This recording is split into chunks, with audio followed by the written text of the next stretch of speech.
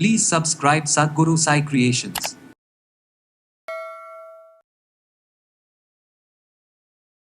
உடலை விடவே நமக்கு டெம்பரேச்சர் அதிகமாக இருக்கக்கூடியது வந்து மூலாதாரம் அப்படின்னு சொல்லுவோம். மூலாதார சக்கரா அங்கே இருக்கக்கூடியது. மூலாதார சூடு இல்லை வெட்டை வாயு இல்லை வெட்டை சூடு அப்படின்னு இது வந்து சித்த மருத்துவத்தில் சொல்லுவாங்க. அந்த தொப்புள் பகுதியிலேருந்து ஆசனவாய் பகுதி வரைக்கும் இருக்கக்கூடிய அந்த இடத்துல நிறைய பிரச்சனைகள் ஏற்படுது. இதில் பார்த்தோம்னா இந்த பைல்ஸ் அப்படின்னு சொல்லக்கூடிய மூலம் ஒவ்வொரு முறையும் மோஷன் போகும்பொழுது அதிகமான ஒரு எரிச்சல் தர்ற மாதிரியோ இல்லை மைல்டாக ஒரு ப்ளீடிங் இருக்கும். ஒரு முறை மோஷன் போயிட்டு வந்துட்டோம்னா ஒரு 2 hours வரைக்கும் 2 மணி நேரம் வரைக்குமே தாங்க முடியாத எரிச்சல் இருக்கும். மைல்டாக ப்ளீடிங் வர மாதிரி ஒரு அவஸ்தை இருந்துக்கிட்டே இருக்குது அப்படின்னு சொல்லுவாங்க. இந்த மூலாதாரம் அப்படின்னு சொல்லக்கூடிய இந்த இடத்தில் உஷ்ணம் அதிகமாகுதுன்னா சில விஷயங்களை வந்து நம்ம ஃபாலோ பண்ணிட்டு உஷ்ணத்தை வந்து தாராளமாக குறைக்க முடியும்.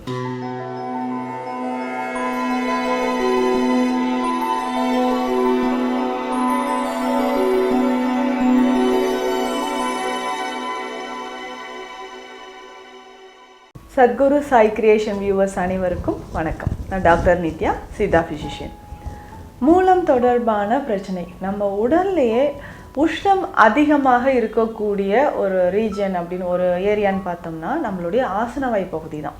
உடலை விடவே நமக்கு டெம்பரேச்சர் அதிகமாக இருக்கக்கூடியது வந்து மூலாதாரம் அப்படின்னு சொல்லுவோம். மூலாதார சக்கரா அங்கே இருக்கக்கூடியது. மூலாதார சூடு இல்லை வெட்டை வாயு இல்லை வெட்டை சூடு அப்படின்னு இது வந்து சித்த மருத்துவத்தில் சொல்லுவாங்க. இந்த மாதிரி உஷ்ணம் அதிகமாகும்பொழுது நமக்கு அந்த தொப்புள் பகுதியிலேருந்து ஆசனவாய் பகுதி வரைக்கும் இருக்கக்கூடிய அந்த இடத்துல நிறைய பிரச்சனைகள் ஏற்படுது. இதில் பார்த்தோம்னா இந்த பைல்ஸ் அப்படின்னு சொல்லக்கூடிய மூலம், அதுக்கப்புறம் பார்த்தோம்னா ஃபிஷர் பௌத்திரம் அப்படின்னு சொல்கிறோம் இல்லைங்களா. ஸோ இந்த மாதிரி ஃபிஸ்டுலா அப்படின்னு சொல்கிற கண்டிஷன் நிறைய பேருக்கு இருக்கும். ஸோ இந்த பௌத்திரம் அப்படின்னு சொல்லக்கூடியது ஆனல் ஃபிஷர் அப்படின்னு சொல்லக்கூடிய விஷயமும் அந்த வெடிப்புகள் வந்து ஆசனவாய் பகுதியில் ஒரு எரிச்சல் இருந்துக்கிட்டே இருக்கும். இந்த மூலாதாரம் அப்படின்னு சொல்லக்கூடிய இந்த இடத்தில் உஷ்ணம் அதிகமாகுதுன்னா சில விஷயங்களை வந்து நம்ம ஃபாலோ பண்ணிவிட்டு உஷ்ணத்தை வந்து தாராளமாக குறைக்க முடியும். நம்ம உடலில் எதனால் இந்த உஷ்ணம் அப்படின்னு சொல்லக்கூடிய இந்த பித்தம் சொல்கிறோம் இல்லைங்களா, பித்தம் அதிகமாகும்பொழுது நம்ம உடலில் நிறைய பாதிப்புகள் இந்த உஷ்ணம் தொடர்பாக வருது. இதில் முக்கியமாக இந்த பைல்ஸோ ஃபிஸ்டுலாவோ வரக்கூடிய பிரச்சனைகள், ஏன்னா இதனால் நிறைய பேர் பாதிக்கப்பட்டிருக்காங்க. ஸோ பெண்களும் சரி ஆண்களும் சரி மோஷன் போகக்கூடிய டைமில் ரொம்ப வேதனையாக இருக்குது. ஸோ இன்டர்னல் பைல்ஸ் நிறைய பேருக்கு இருக்கும், எக்ஸ்டர்னல் பைல்ஸ் இருக்கும். இதில் வந்து கொலனோஸ்கோப்லாம் எடுத்து பார்க்கும்பொழுது என்ன ஒரு ரிசல்ட் வரும்னா அந்த ஆனஸ்க்கு உள்ளே வந்து பார்த்தோம்னா க்ரோத் ரொம்ப நீண்டு இருக்குது. உள்ளேயே வந்து அந்த ரெக்டமோட நல்லா ஒட்டி இருக்கிற மாதிரி இருக்குது. ஒவ்வொரு முறையும் மோஷன் போகும்பொழுது அதிகமான ஒரு எரிச்சல் தர்ற மாதிரியோ இல்லை மைல்டாக ஒரு ப்ளீடிங் இருக்கும். ஒரு முறை மோஷன் போயிட்டு வந்துட்டோம்னா ஒரு 2 hours வரைக்கும் 2 மணி நேரம் வரைக்குமே தாங்க முடியாத எரிச்சல் இருக்கும். மைல்டாக ப்ளீடிங் வர மாதிரி ஒரு அவஸ்தை இருந்துக்கிட்டே இருக்குது அப்படின்னு சொல்லுவாங்க. பொதுவாகவே நம்மளுடைய ஆனஸில் அதிகமாக பிளட் சர்க்குலேஷன் இருக்கக்கூடிய ஒரு பகுதின்னு சொல்லலாம். ரொம்ப வந்து அந்த மைனூட்டாக பிளட் வெசல்ஸ் வந்து இருக்கும். ஸோ அதனால தான் ஹீட் ஆகும்போது என்ன ஆகுதுன்னா அங்கே இருக்கக்கூடிய பிளட் வெசல்ஸ் எல்லாமே பல்ஜாக ஆரம்பிக்கும். ஸோ வீங்கி அங்கே இருக்கக்கூடிய ரத்த ஓட்டம் அதிகமாகி நமக்கு என்ன ஆகுன்னா இந்த மாதிரி பைல்ஸ் மாதிரியோ சின்னதாக ஒரு க்ரோத் வந்து வர ஆரம்பிக்கும். இது வந்து இன்டர்னல் பைல்ஸ் எக்ஸ்டர்னல் பைல்ஸ் அப்படின்லாம் சொல்கிறோம். பொதுவாக இந்த எக்ஸ்டர்னல் பைல்ஸ் இருக்கக்கூடியவங்க ரொம்ப வந்து அவதிக்கு உள்ளாராங்கன்னு சொல்லுவோம். ஒவ்வொரு முறையும் மோஷன் போகும்போது சின்னதாக ஒரு க்ரோத் வெளியில் வருதுங்க. ஸோ அது ரொம்ப எனக்கு வந்து மோஷன் வெளியில் வர முடியாத அளவுக்கு பாதிப்பை கொடுக்குது. ரொம்ப நேரம் நான் டைம் ஸ்பெண்ட் பண்ணதுக்கப்புறம் ஓகே அப்படின்ட்டு வந்தாலும் அதனுடைய பெயின் ரொம்ப நேரம் எனக்கு இருக்குது. சில நேரங்களில் ஃப்ரெஷ்ஷாக பிளட் வர மாதிரியே இருக்குன்னு சொல்லிட்டு ரொம்ப வருத்தப்படுவாங்க.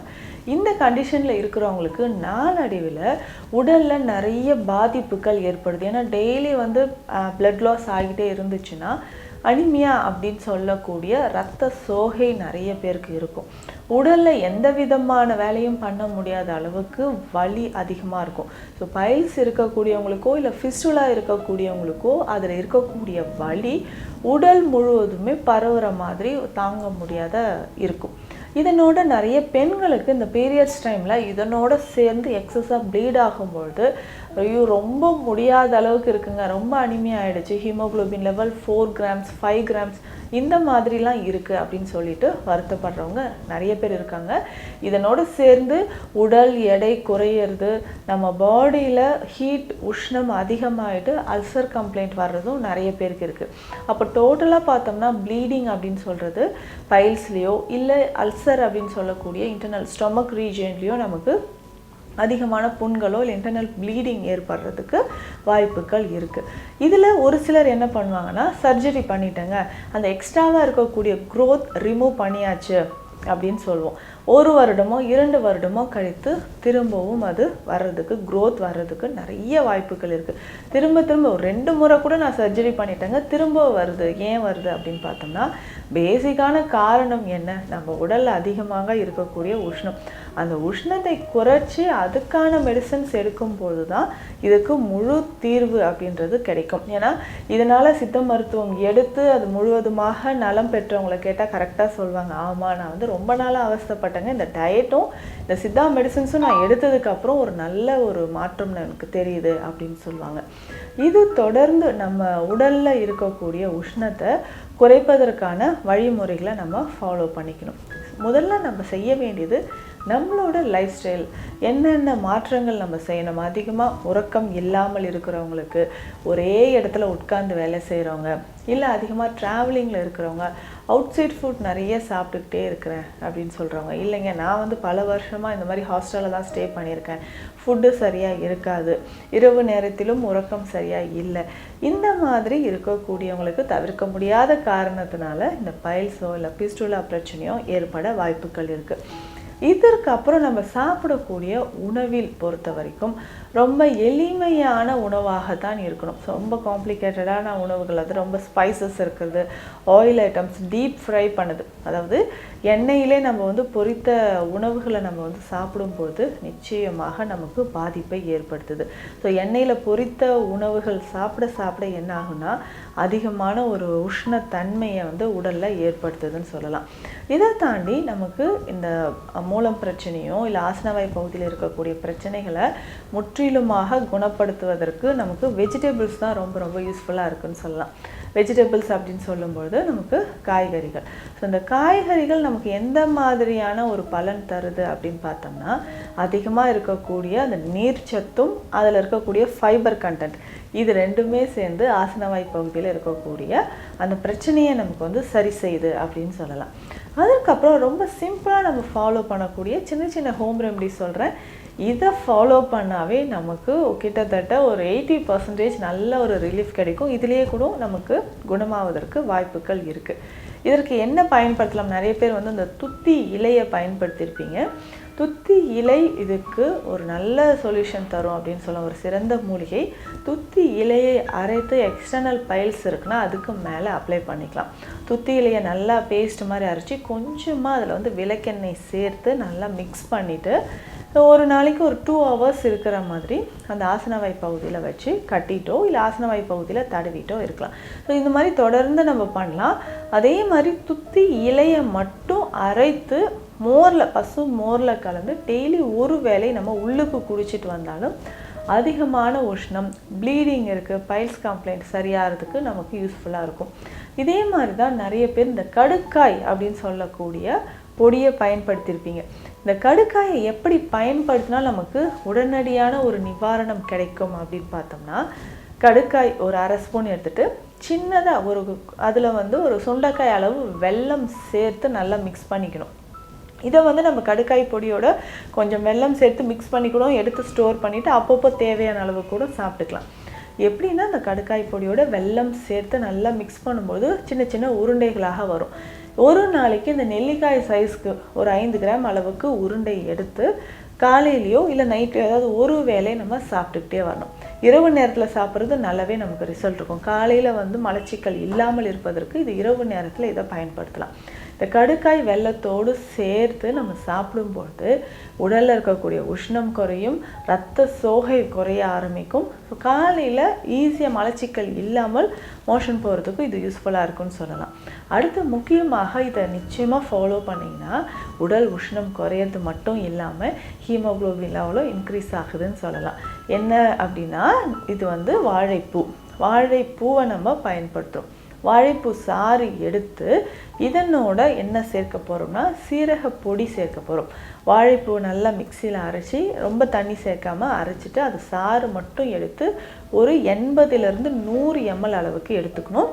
இதனோட சீரகப்பொடி ஒரு அரை ஸ்பூன் கலந்து டெய்லி காலையில் எம்டி ஸ்டொமக்கில் குடிக்கணும். ஒரு 10 நாட்கள் தொடர்ந்து இப்படி குடிக்கும் பொழுதே உடலில் இருக்கக்கூடிய அதிகமான உஷ்ணம், அந்த ஆசனவாய் பகுதியில் இருக்கக்கூடிய எரிச்சல், இது எல்லாமே குணமாக ஆரம்பிக்கும். அடுத்ததாக பிரண்டை, இது பயன்படுத்தினவங்க நிறைய பேர் இருப்பீங்க. பிரண்டை கொழுந்தா இருந்தால் இன்னும் நமக்கு நல்லது. இப்போ இந்த பிரண்டையை நெய்யில் வதக்கி அரைத்து நல்லா நெய்யில் வதக்கிடணும். ஒரு சிட்டிகை இல்லை 2 சிட்டிகை அளவு உப்பு, மிளகுத்தூள் சேர்த்து நல்லா அரைத்து இதை நம்ம சாப்பிட்டுட்டு வரணும். ஏதாவது ஒரு வேளை சாப்பிட்டுட்டு ஒரு கிளாஸ் மோர் குடிச்சிடணும். ஸோ இந்த மாதிரி இந்த ஹோம் ரெமடிஸ் மட்டுமே ஃபாலோ பண்ணால் நம்ம உடலில் இருக்கக்கூடிய அதிகப்படியான உஷ்ணம் குறைந்து இந்த பைல்ஸ் ஃபிஸ்டுலா பிரச்சனைகள் நாளடைவில் மறைய ஆரம்பிக்குது. இதை தாண்டி பார்த்தோம்னா சித்த மருத்துவத்தில் மூலக்குடோரி எண்ணெய் அப்படின்ற ஒரு மெடிசன் இருக்குது, கடுக்காய் லேகியம் இருக்குது, அதுக்கப்புறம் பார்த்தோம்னா இந்த வெண்பூசணி லேகியம், இதை எல்லாமே நம்ம பயன்படுத்தலாம். முக்கியமாக கருணை லேகியம், பைல்ஸ் பிரச்சனை இருக்கிறவங்க இந்த பிடி கருணை கிழங்க வேக வைத்து வாரம் 3-4 முறை நம்ம சாப்பிட்டுக்கிட்டே வரும்போது இந்த மலச்சிக்கலும் தீர்ந்து இந்த பைல்ஸ் மாதிரி மூலாதாரம் அப்படின்னு சொல்லக்கூடிய இடத்துல மூலாதார சூடு, வெட்டை சூடு குறைந்து நமக்கு உடல் உஷ்ணம் தனிய ஆரம்பிக்கும். முக்கியமாக இந்த கருணை லேகியம் பயன்படுத்தினா நமக்கு ஒரு நல்ல ரிசல்ட் கிடைக்கும். ஸோ இந்த பதிவில் பலர் ரொம்ப வெளியிலே சொல்ல முடியாத அளவுக்கு பல அவஸ்தைகளுக்கு உள்ளாகி இருக்கக்கூடிய மூலம் மற்றும் ஃபிஸ்டுலா தொடர்பான பிரச்சனைகளுக்கான எளிய தீர்வுகளை பார்த்தோம். மீண்டும் அடுத்த பதிவில் சந்திக்கலாம். நன்றி.